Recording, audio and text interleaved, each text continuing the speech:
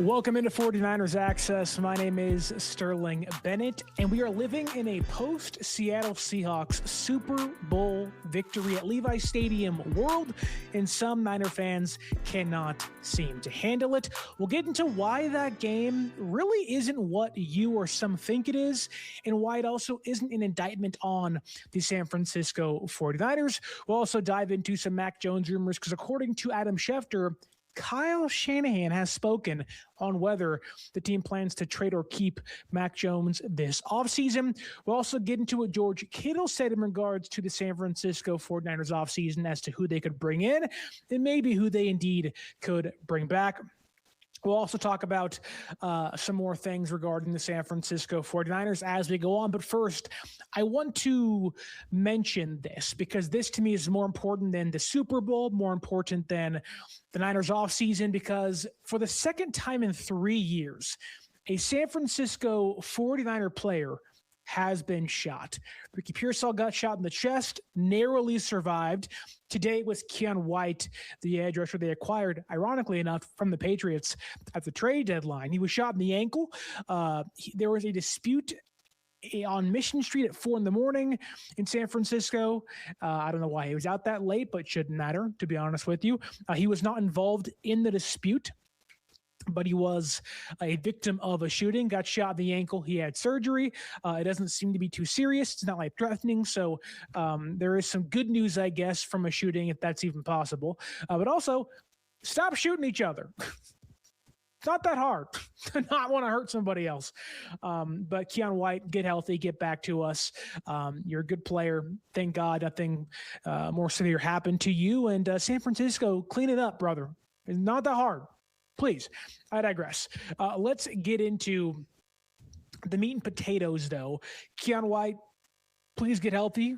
Want that for you. We're wishing you well. You have our thoughts and prayers, but a lot of you out there, that's right, you cannot handle watching the Seattle Seahawks win a Super Bowl at Levi Stadium before the San Francisco 49ers do. And to that I ask you, why does it matter? Why does it matter? A different team wins a ring, a Lombardi trophy at Levi Stadium. I know it's the Seahawks. I know it's the NFC West rival. I know we don't like them. I don't like them. I never understood they should be embarrassed. This is a joke. Oh my God, they're raising a banner and a flag at Levi Stadium. The Broncos and Panthers did it a decade ago. Why does it matter? Is it embarrassing? No. Yeah, does it suck? For sure. For sure it sucks. I wish that was San Francisco. That'd be awesome. That'd be fun. But there are fans online on social media, and I'm sure they're overreacting, whether it's for a blue check mark pay stub or because they just want to react that way. And look, you can feel it the way you want to. That's fine. You're a fan. We're all emotional at times. I've been in my life too. And about other things, I can still be. But the Niners and the players did not stamp their flag and say, 2026, we're going to defend Levi Stadium in the Super Bowl. This was voted on by the NFL. They put in a bid. City of Santa Clara did, the 49ers did as an organization, and said, hey, wouldn't it be great if we raised $500 million for the city because they did hosting the Super Bowl? No player, no head coach, Shanahan, Lynch were like, you know what? 2026 is our year. Yet fans were like, it's embarrassing. They had no skin in the game. They didn't decide this. If the Niners won in New Orleans, would the Saints be like, oh, we should be embarrassed? Why does it matter? If the Niners had won in Miami, would it have mattered? No. To the Dolphins fans, who cares? Have the Niners won at Allegiant Stadium for the Raiders did? You think Raider fans are like, oh my God, I'm embarrassed. This is a disgrace. No. And the Raiders are a rival of the 49ers for a long time. People used to die over the rivalry. Why does it matter? fans online, what I'm reading, what I'm seeing, like this, are like melting down. And look, I watched the game. I was hoping for the Patriots to win. I mean, the best part of that game was Bad Bunny, and I don't even like Bad Bunny that much. I didn't understand a single word he said, and I was like, okay, this is better than the 60 minutes of football we're watching. I just don't understand the outrage of like, wow, this team, like, people are growling and like having conniption fits online over the Seahawks winning a Super Bowl at Levi Stadium. The Niners weren't there to defend it. Like, had San Francisco gotten there, and for you make up a scenario in your head and say it's Rams and Niners or Rams and Seahawks in the Super Bowl, who cares? Like, it's far more embarrassing in baseball when you're playing your rival at home in an elimination game scenario and you lose, no matter what round it is. Who cares? Like, it's, I think if the NBA, Celtics and Lakers, different conferences, and if the Celtics beat the Lakers and vice versa on the road, that's embarrassing. I get that. Totally. Had the Seahawks beaten the Niners at Levi Stadium as the number 1 seed this year, yeah, it's a little embarrassing. Like, go back to when San Francisco beat the Packers in the divisional round in the snow with Jimmy Garoppolo and the Talanoa Funga punt return touchdown or a blocked punt touchdown. That's embarrassing. Niners are a wild card team. They beat Dallas on the road. That's embarrassing for Dallas. They beat the Packers on the road in Green Bay. That's embarrassing for Green Bay. The Niners didn't play a single playoff game at Levi Stadium, so why does it matter? Like, I know it's your rival. This ain't Dodgers-Giants. This ain't the Dodgers winning a World Series or, you know, winning the pennant in Game 7 against the Giants. This is the Seahawks playing the Patriots at Levi Stadium because that's where the game happened to be. Had San Francisco chosen to defend Levi's and say it was like a king of the hill thing of like, when you get to the end, Seattle, you have to play the Niners at home. That's different. None of that happened. Not a single thing like that happened. The Seahawks played an AFC opponent who had really no reason or business being there. Bo Nix got hurt. The Broncos were a better team all year long. Drake May was terrible throughout the entire playoffs. He was god-awful last night. But I don't have the beef, or I don't have the bitterness of, I can't believe the Seahawks won at Levi Stadium before San Francisco did. I don't care where San Francisco wins. I don't care really where they lose. As long as they do eventually win one, that's all that matters to me. They can win one in the middle of the ocean or at Atlantis in a Mormon temple. I don't care. As long as they win, they can go to the Middle East in Saudi Arabia and win a Super Bowl. I don't care. That one's a little, controversial, but still, I don't care. As long as they win one, I don't care. I don't care if San Francisco, they're going to hosted the Super Bowl. Yeah, it'd been cool. Had you won the last 3 you were in, okay. That to me is more important than winning at all. Is more important than watching your rival lose or win in your stadium. Okay. The banner's not going up there. And I watched the post-game festivities.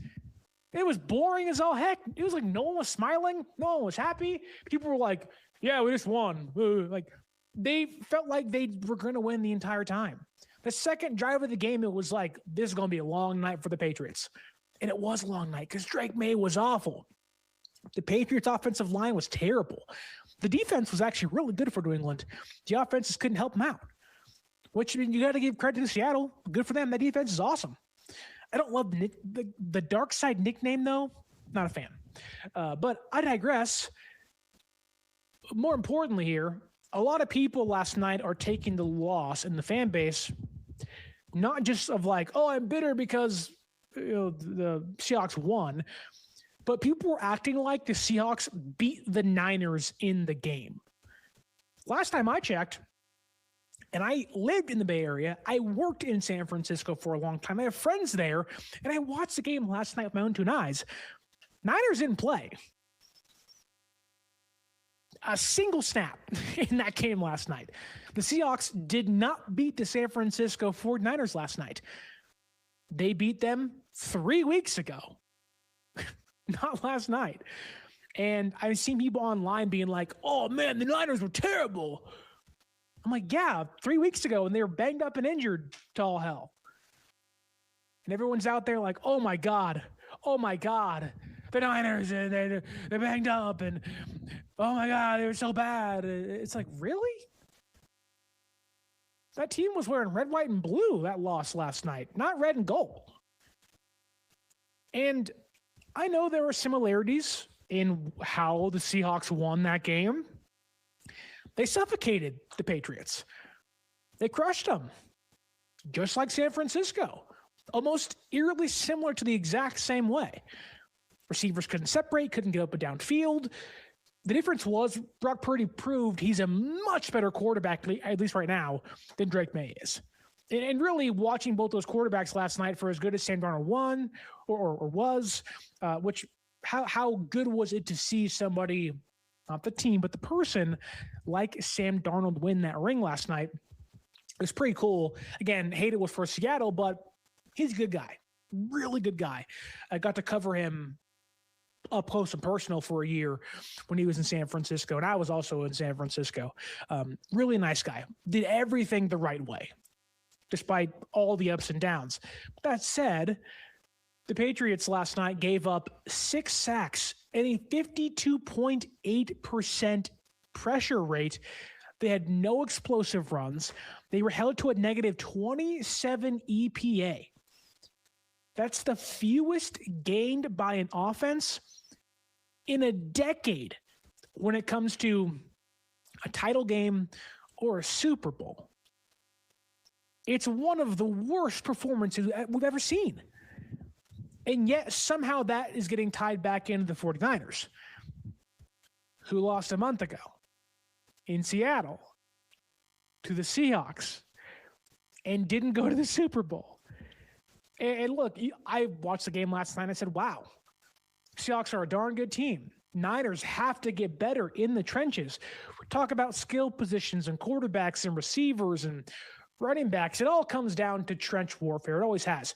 And so if you're one of those fans that is angry after last night, okay, fine. The rival won. You're not happy. Fair. I don't like watching the Dodgers win the World Series. I'm a Giants fan, so why would I be, right? But I watched that game not with bitterness, with anger. I said in my head, thank God this happened at Levi Stadium, because Kyle Shanahan, John Lynch and company got to see for the 3rd time, really the 4th time this year, week 1, week 18, the division series or a divisional round, and now the Super Bowl, how important the trenches are. Sam Darnold last night wasn't great. He was good. He was fine. No turnovers, made timely throws. Kenneth Walker was awesome. Had lanes to run, was super patient, won the MVP for a reason. Why? Who made those lanes? Who allowed him to be patient behind the line of scrimmage? Who allowed Sam Darnold all that time to throw, to keep that pocket clean? The offensive line, the trenches. Opposite side, Drake May, 6 sacks, pressured over 50% of his snaps. Patriots offense, 0 explosive runs. Why? Because the Seahawks got home with 4 on a consistent basis, and also ran the same blitz and overwhelmed the offensive line and the quarterback over and over again. You saw it up close and personal now 4 times, Kyle Shanahan. If that wasn't the biggest wake-up call you could have, and look, you can't change things in the middle of the season. You can't remake your entire defensive line, your entire offensive line in the playoffs. And San Francisco truly was banged up with Clelin Ferrell and Keon White, who I do like, but a bunch of guys who really shouldn't be playing for a playoff team that happened to win a playoff game on the road in Philadelphia. And people are losing it because they're angry and bitter towards the Niners.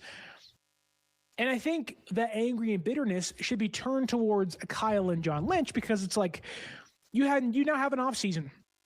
You didn't really know what you were up against to know what to do. You went defense with the first 5 picks last year in the draft.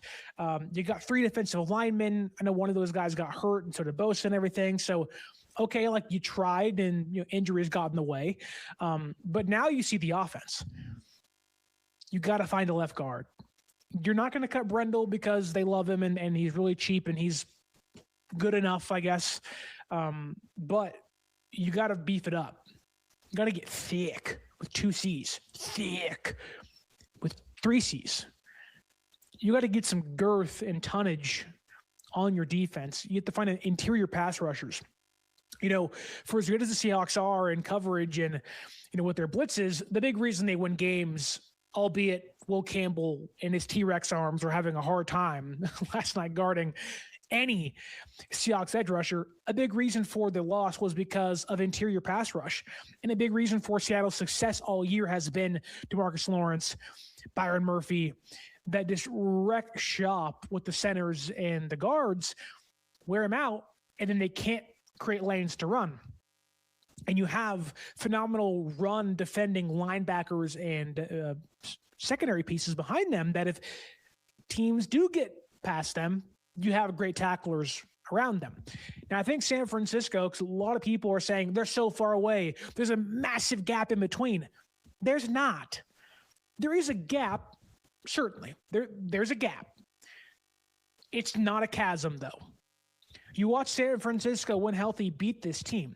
Now, I know that's 20-plus weeks ago. They lost 2 in Week 17 or 18, and the offense had no answers. You fast forward 2 more weeks, and they had no answers again. Yeah. San Francisco has to get better receivers that can get downfield and cover. You can do that in an offseason. One thing I don't like, and it's an overreaction because people think that the Niners aren't going to have or create over $50 million in cap space and aren't going to have 6 draft picks to find a couple of wide receivers or a new tight end while Kittle's out. It's not like it's not doable. The Seahawks won 10 games last year. Should have made the playoffs. They got a new quarterback in place. They drafted extremely well. And then, bang, window opens, right? San Francisco, in my opinion, drafted pretty well last year. There are some holes to fill for sure. It's not a chasm, though. People were saying, well, the Seahawks have $70 million of cap space.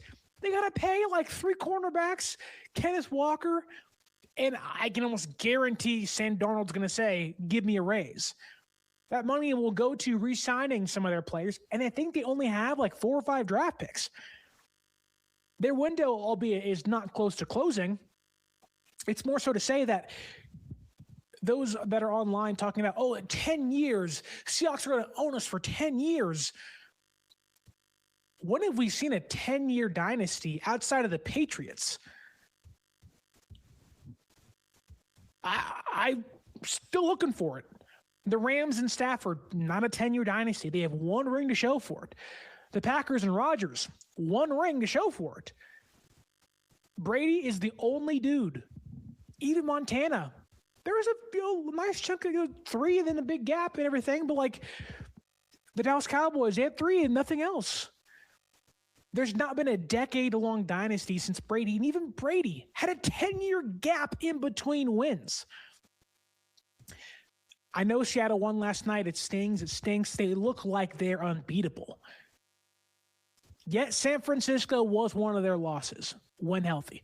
Now, there's that word again. There's that phrase. Got to get healthy.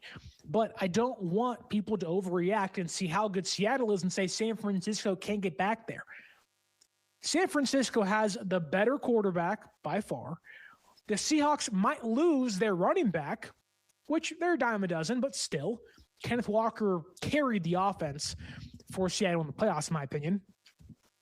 They have a high-end draft pick, higher than Seattle, mind you. They have some assets to trade. Maybe they can get something from Mac Jones, who we'll talk about in a second. They have Brandon Ayuk, who'll get cut, free up some money there. They can restructure guys. Like, there's a very, how do I word this? In the most ideal world, San Francisco signs a top-end receiver, Alec Pierce, Wandale Robinson, Rashid Shaheed, who knows, get some speed on the offense. They have Pierce all in place. They draft a guy too. They fix the offensive line. And I know it's wishful thinking. I get that. But that doesn't mean it's not doable. Now, does it take Kyle and John to change some things? Maybe a little bit, but I don't think that they don't recognize it. And that's a good thing. One thing that I was taken aback by last year was how they said, we got to get younger and better on defense. And while that still persists today, that was never going to be a one-year rebuild or redo. It was always going to be a couple of years. And I think, while you kind of had your jump start this past season, now you have your second year, get guys back healthy, and then you're right back in the thick of things. Like, you add one more interior pass rusher to San Francisco's defensive line, why couldn't they be good? If, again, guys can stay healthy, Bosa and Huff and Michael and one more strong interior pass rusher with Collins and West and a veteran somewhere, okay, that's awesome. Fred Warner comes back and you add a linebacker or one of those guys takes a big leap in year 3 or 4, okay. Your entire cornerback room is set. They aren't letting any of those guys go. Got to find a safety. It's not hard to do. It's pretty easy to do, in my opinion. And then the offensive line. You have Christian McCaffrey. You have Ricky Pearsall, barring health.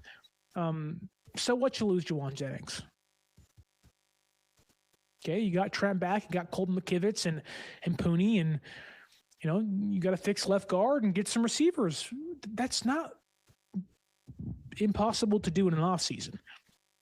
How many times do you see teams that are bad one year, great the next year? In fact, look at the team that just lost in the Super Bowl. Worst to first in 1 year. They won like 2 games last year, 3 games last year. They were in the Super Bowl this year.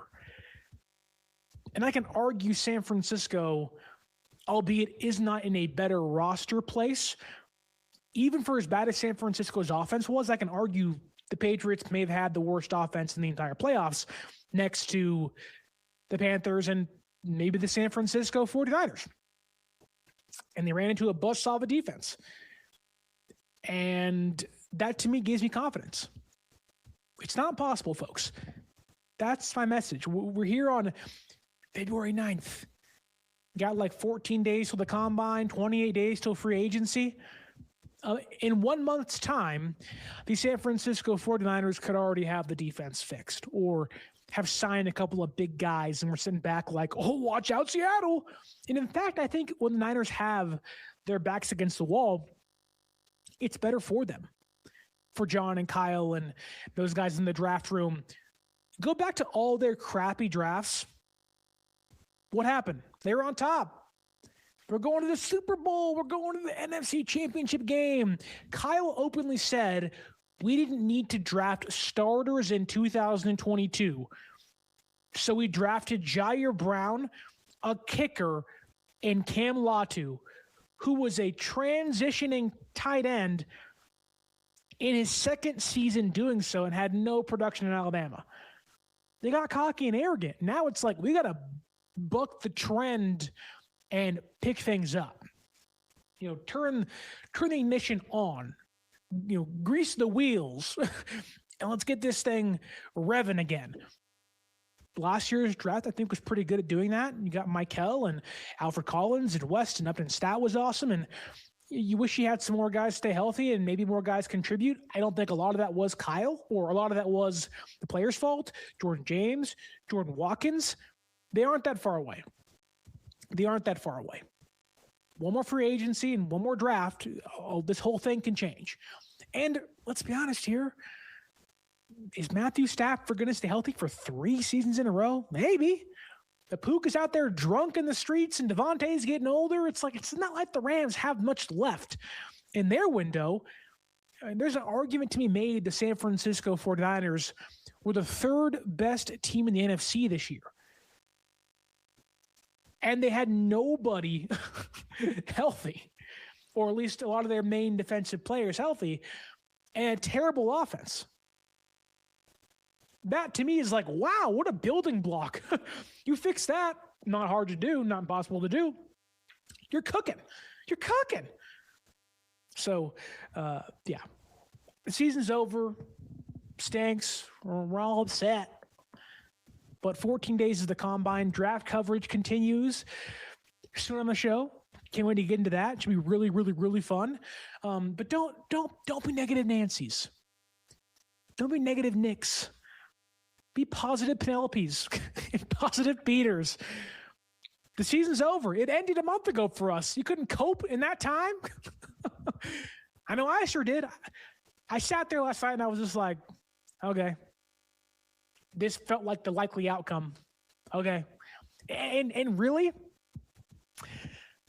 I'm almost happier it wasn't the Rams. I'd rather, in the worst possible outcome, the Seahawks win over the Rams.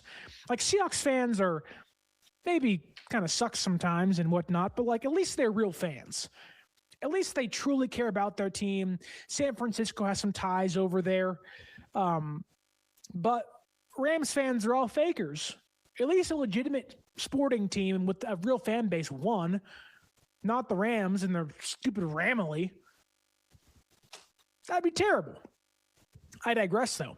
We have bigger fish to fry because Mac Jones is in the news again for a second straight show, and I'm of the discussion of got to get a 3rd-round pick or higher for him. Lock it in while you can. You don't want to have a compensation pick in 2 years' time. Get that bread and butter now while you have a chance to do so and capitalize on your raising stocks at their peak. But according to Adam Schefter here, I'll bring this up for us on the show. You can see it here. Look at that. Screen sharing. You can see behind me on Coach Yak's X profile, it says the Niners have no plans to trade Mac Jones this offseason and fully intent on bringing him back to back up Brock Purdy in 2026. I want to zoom in here. What a bunch of BS. You're trying to tell me Adam Schefter, the day of the Super Bowl, is getting scoops like an ice cream shop from Kyle Shanahan that says, yeah, we're not trading Mac Jones. Do you think Kyle Shanahan knows they're trading Mac Jones? Do you think Kyle Shanahan, with leverage on his side, is giving away that same leverage on the day of the Super Bowl when all the owners are there, all the GMs are there, biggest event of the season for the NFL, and Shanahan's like, I'm going to drop this on you. No. This is the exact same thing as the Diana Rossini report of, well, they're not going to trade him now, but if they're enticed, if they can get an offer they really like, things can change. So right now, the San Francisco 49ers have no plans to trade Mac Jones. Call me in a month and a half when it's almost the NFL draft. Call me in a month and a half when the Jets don't have a quarterback and the Steelers maybe bring back Aaron Rodgers and the Dolphins want to trade Tua and the Raiders are like, we like Mendoza, but trading back feels smarter. I don't know. Call me then. When the Vikings are like, hi, J.J. McCarthy. Hi, 9. It's not going to happen. I'm not saying Mac Jones is going to get traded or not get traded. It's smart to trade him. What I'm saying is that they're not giving away industry team-wide secrets on the Super Bowl. Who does that benefit? The Niners? No. Mac Jones? No. It makes no sense. Look, Mac Jones is awesome. Great backup quarterback. We saw reports by Tom Pelissero saying that the team believes, or that Mac Jones believes, he's a starting caliber quarterback, and that multiple teams intend to inquire about trading for him. You think San Francisco's not picking up that phone? You think San Francisco's not entertaining those calls? They have no plans to trade him. Yeah, right. I think a trade up with the Jets in the first round can make some sense. Try to get ahead of teams like the Rams or the Vikings that want a receiver, an edge rusher, interior pass rusher. You trade Mac Jones and your first round draft pick or a second round draft pick to the Jets, so you get 2 first round draft picks. I can see that. Aaron Glenn's got to save his job. Tyrod Taylor's not doing that, brother. Mac Jones might be able to. The Vikings, Kevin O'Connell. I don't think they'd trade away their first-round draft pick, but, people say Jordan Addison. I don't love that deal. I don't think Jordan Addison's the guy you want to have in San Francisco for legal reasons, but still, you got to find a sucker. Got to find your sucker. Niners have been able to find those guys along the way. It was the Commanders last year for Deebo, was the Vikings for Jordan Mason last year, albeit I wouldn't call the Vikings suckers for that.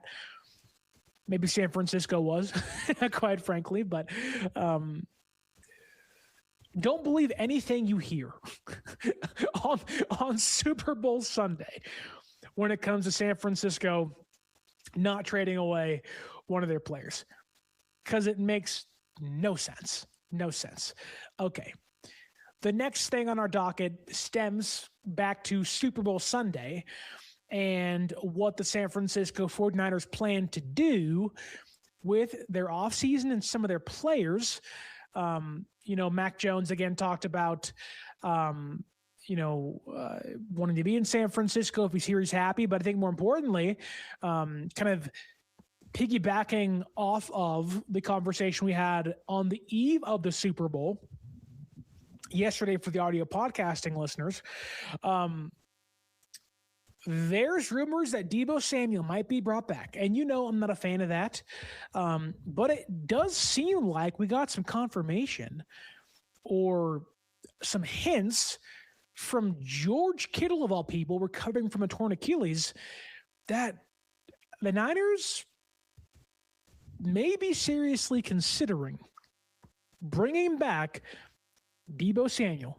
It might not be rumors and hearsay. It could be legitimate that the San Francisco 49ers and Kyle Shanahan just cannot help themselves when it comes to trying to bring back their old love, their old flame, Deebo Samuel.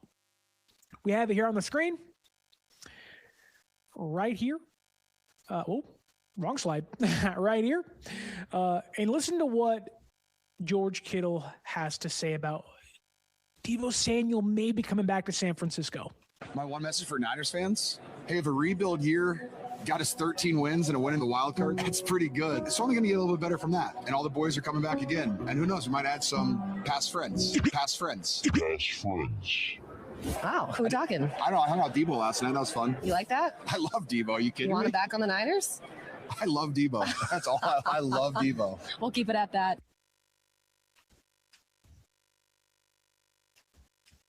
Seriously? Look, I'm going to yell, Kyle, don't do it. Deebo's going to be 30. 5th lowest yak of his entire career last season. You need speed on your offense. You don't need Deebo Samuel. There are better players out there that fit what you need. Don't do it. I don't care. Y'all used to be in love. I don't care. You had an amazing all-pro year in 2021, and I'm sorry for screaming into the microphone. I apologize. I hope it didn't clip too bad. But still, what are we doing? When does this ever work? Who you 100 pence in the Giants? oh, go to Texas for a year and come back and DH. No. It's so abundantly clear that Deebo Samuel, for as good as he still may be, for as better as he might be than every other wide receiver on your roster right now, does not help you in the needs that you currently have. You don't need a bruiser who really isn't bruising nobody anymore. He had like 57 rushing yards last year. I know it's Cliff Kingsbury's offense. He got fired. I understand that. There's context. But still, don't hint towards bringing back Deebo Samuel. I love Deebo. I don't want Deebo back. He literally went on social media and complained about you, Kyle, you, Brock, in the middle of a down season where he had the second most touches on the team. Are you forgetting? This isn't a marriage where, oh, we argued once and it's okay. And, oh, I'm sorry, honey. Well, okay. No. Y'all already got divorced. When do remarriages ever work? This is not the Chiefs and whatever. It's not the Patriots who trade away a guy at 26 for a second-round draft pick, and at 32 he comes back after failing that team and wins a ring. It's not that. It's not. Bring in fresh blood. George Kittle even admitted in a rebuilding year, like, where does Deebo Samuel fit in this? You're trying to create the new core. You bridged the gap last year. Now you're trying to expand on this amazing promised land you're trying to bring yourself and the fan base to. Don't regress. What are you, an addict? And if you are, get some help. Go to AA. I'm rooting for you. But don't be a Deebo Samuel addict. I don't want to see you in a circle in 6 months after signing Deebo to a 2-year, $26 million deal, being like, hi, my name's Kyle. Hi, Kyle. What are you in for, Shanahan? I just can't quit Deebo Samuel. I don't want to see that. It's a regression. I love Deebo. I love him. 119 Tucker Chains. Who doesn't love Deebo? There are phases in life. Sometimes they're meant to end for the better. I had a lot of girls I liked in high school. I didn't marry them. Now I love my wife. Sometimes old flames remain old for a reason. Sometimes relapsing, although don't beat yourself up for it, go out there and win the next round, isn't a positive thing. Never, ever is a reported relapsing like, yeah, awesome. It's like, oh, man. Oh, okay. Gotta get back on the horse again. Don't relapse with Deebo Samuel. Please. I don't want to see screen passes for 3 yards. We saw it 2 years ago. You know who wants you to do that? The Seattle Seahawks. If they can keep your offense from being explosive downfield, they will stack that box. And guess what you have then? A Jimmy Garoppolo offense. You don't want that. And yeah, can Deebo do more than that? Yeah, I'm sure he can. But we saw Kyle have him for 5 years? 8 years? It's been 8 years? Really? Well, yeah. 7 seasons, whatever it was. It was the same repetitive thing over and over again. He can't beat man coverage. He doesn't have explosiveness off the line of scrimmage.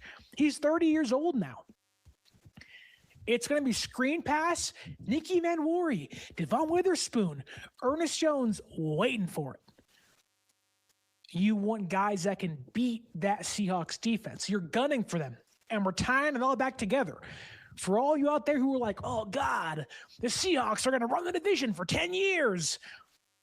Your biggest fear should be bringing back Deebo Samuel because it means they haven't learned their lesson.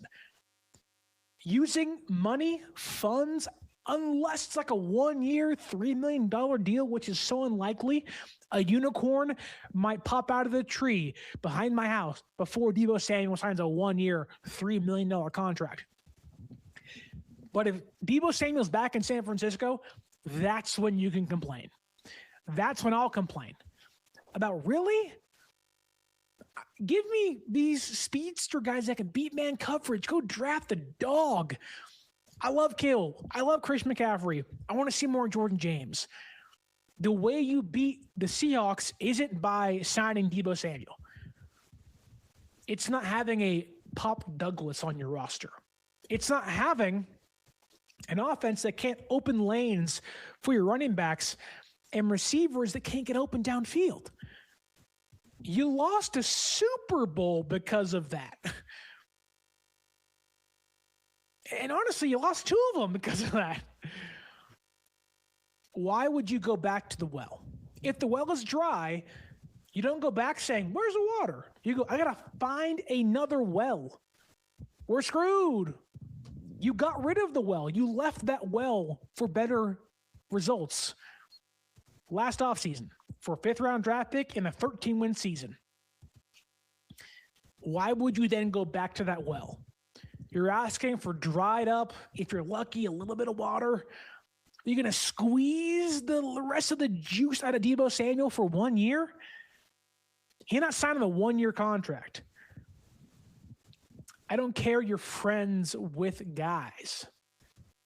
You can be friends when you see him, when you play him. Don't bring him back, please. Like, take for example, we all love Kendrick Bourne. The vibes are high. The dance is awesome. Always smiling, in a good mood. Love KP. When they were going to bring in Kendrick Bourne, a lot of the talk was you're going to trade for Kendrick Bourne.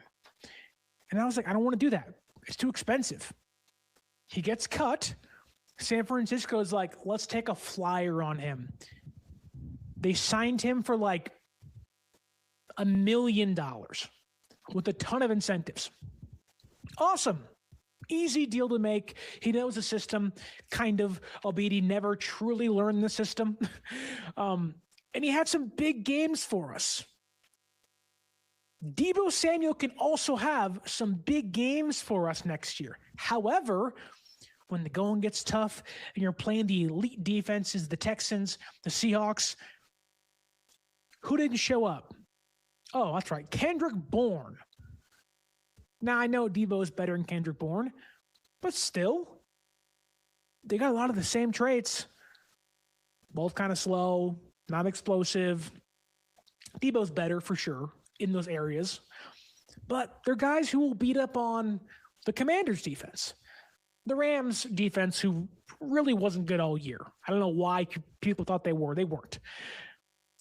They'll beat up on teams like, I don't know, the Bears' defense, who was terrible all year. Outside of takeaways.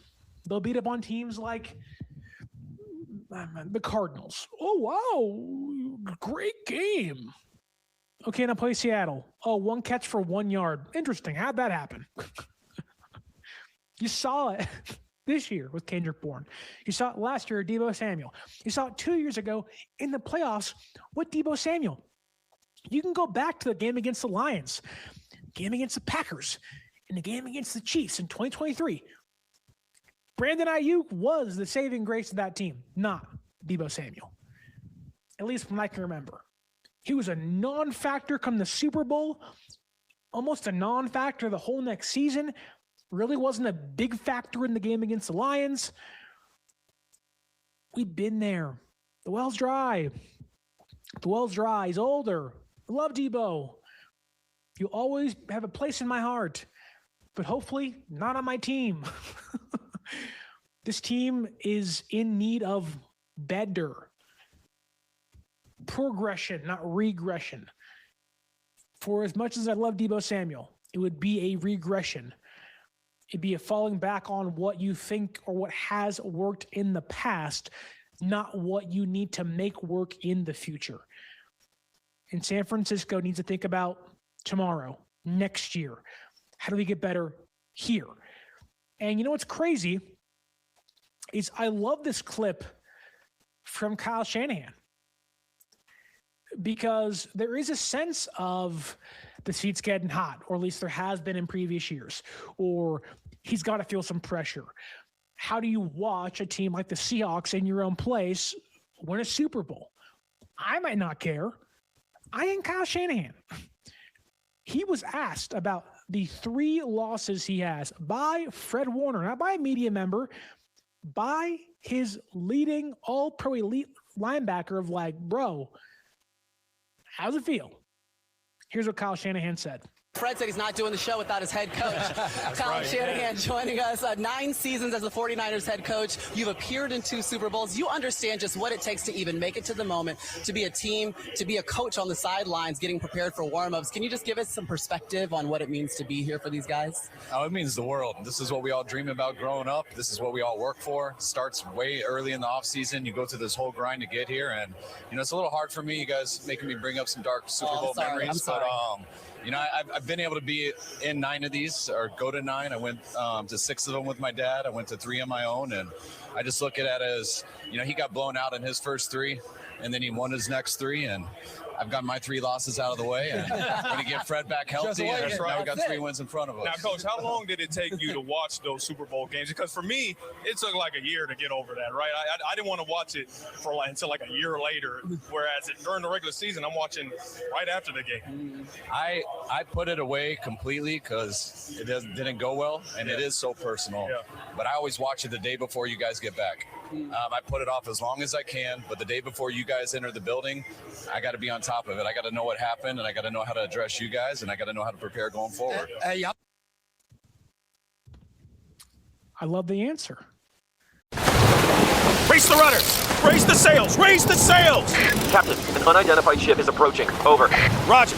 Wait, is that an enterprise sales solution? Reach sales professionals, not professional sailors. With LinkedIn ads, you can target the right people by industry, job title, and more. Start converting your B2B audience today. Spend $250 on your first campaign and get a free $250 credit for the next one. Get started today at linkedin.com/campaign. Terms and conditions apply. It's honest. It's truthful. It's one that I think humanizes Kyle, but more importantly, I hope it's something he does this offseason. Because while it wasn't the Super Bowl, your biggest opponent is yourself and the best team in your conference. That best team in your conference happens to be the best team in your division and the team you lost to 2 times in 3 weeks, the one that won the Super Bowl. So I'm hoping Kyle doesn't wait a whole year to watch it. Doesn't wait, 6 months when the guys come back, whatever it is, to watch it. Don't table it. Watch it right now. You have 14 days till the combine, 13 days when this comes out. Watch that game right now. See what went wrong. See what you have to do, what you need to find, and what players to acquire. Put a plan together. I don't know about you guys, but I'm a whiteboard guy. What I mean by that is that I, whether I was in college or now, if I have things to do, I get a planner. I have a checklist. What do I have to do today? If I have a lot going on, how can I maximize my time? Mentally check things off. Okay? For the San Francisco 49ers, maybe a wide receiver. Find a new left guard. Find an interior pass rusher. Draft a safety. Find a new linebacker. Add a veteran cornerback to our room. Give some length to our receivers. Get some speed to our receivers. Sign a veteran tight end behind George Kittle that can actually do something for you. Cut Luke Farrell. If I'm Kyle and I'm John Lynch, I am putting together the blueprint. What is our plan A? What is our plan B? And what is our plan C? You are the ones in control. You are the ones in charge. No more of this. We waited for a whole, 5 months to watch the game. Watch it now. Start putting and concocting plans today. Find the recipe for success. You might try. You might miss. If you miss on plan A with one guy, go to plan B. Miss on plan B, go to plan C. Or in fact, in some people's minds, with the roster you have, you better not miss on plan A.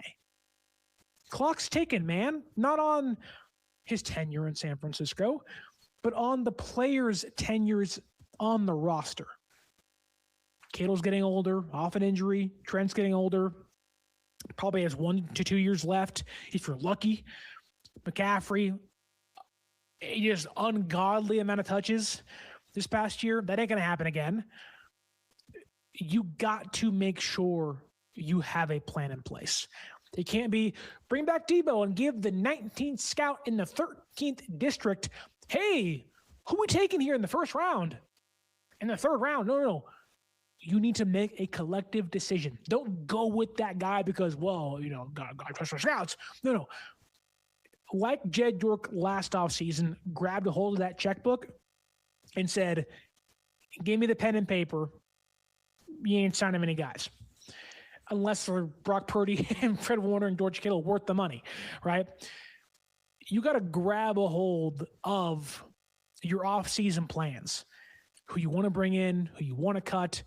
And look, I'm sure you're sitting there rolling your eyes saying, oh, really, Sterling? You think that a GM and a head coach don't do that? I know they do that, but it hasn't worked in a couple of years. It kind of worked last offseason, albeit their biggest signing was a bust, and their draft picks that played were good, but, a lot of them didn't play. That should change. There has to be some self-reflection.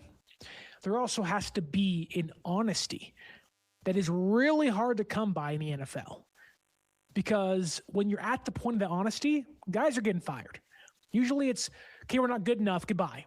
Right? Here's your pink slip, goodbye. The Niners have a luxury here, and they've had a luxury for 2 years now, that you have a great head coach in the building who's not going to get fired. You can have those brutal and honest and self-reflective need to have conversations of, look, here's our holes, here's our success, the detriments, the positives. What do we have to do to fix it? Last offseason, really good start. This offseason, you had the building blocks in place, some guys you really like and you hope can actually contribute next year. You've got to find, you got to be the player. The Niners can't go into free agency and be passive. You may not make deals, or a lot of them, but I want to see you in the mix for all these guys. And I know it's the NFL, guys sign on the same day over and over again. Things go by so quickly. But, you don't need to be a passive observer to other teams getting better.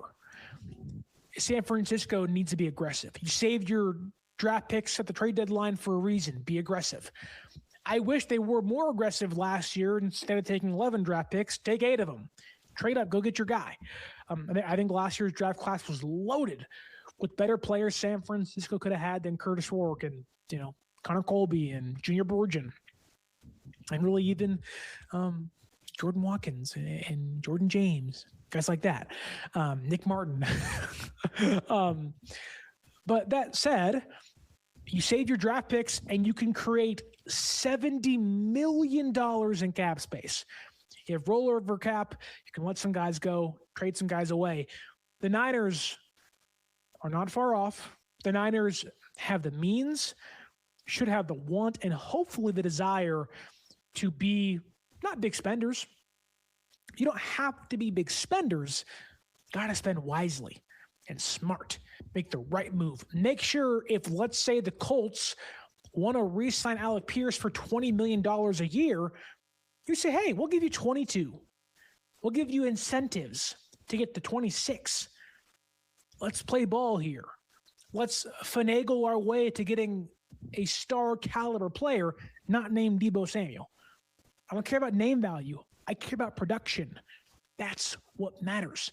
It's something Kyle has kind of not forgotten because Kyle's great, but he just kind of values names sometimes over certain people. Isaac Yiadom playing over Bernardo Green in 2024 for whatever reason when Yiadom was terrible for the first 4 games. Not playing Siegel over Jaya Brown, who's terrible all year. And Siegel wasn't great either, but still, at least he's a rookie. Not playing Jordan Watkins and a lot of the rookies. when you desperately need them out there. Valuing guys like Jake Brendel to the nth degree for whatever reason. He's a fine center. I'm tired of fine. Get good. Good or fine isn't good enough anymore. You can't afford to be fine on the offensive line. It rhymes too. Isn't that perfect? But look, I know I'm kind of complaining now about the Niners, whatever, but they're not far away. And I do believe they can turn things around. And I will take immense pride in hosting the Seahawks next year and beating the Seahawks next year. You beat them this year, do it again. We, the Niners, knocked off the defending Super Bowl champion Philadelphia Eagles. They fell apart after winning the Super Bowl. What's to say Seattle, who loses Clint Kubiak, got to pay some of their own guys now. The buck starts to catch up to them. Don't fall apart. Now, they have the building blocks for sustained success, but sometimes what you think may happen, sometimes what things look like isn't always how things go.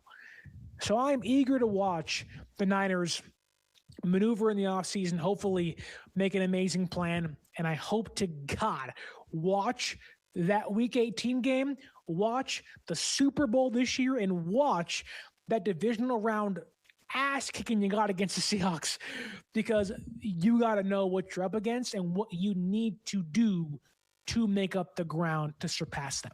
They're not far away, not a chasm, but you are certainly a few stepping stones off from being on par with the Seattle Seahawks, who won a Super Bowl. If that's what you want to do, you got to get through the best. To be the best, you got to beat the best. And San Francisco needs to find a way.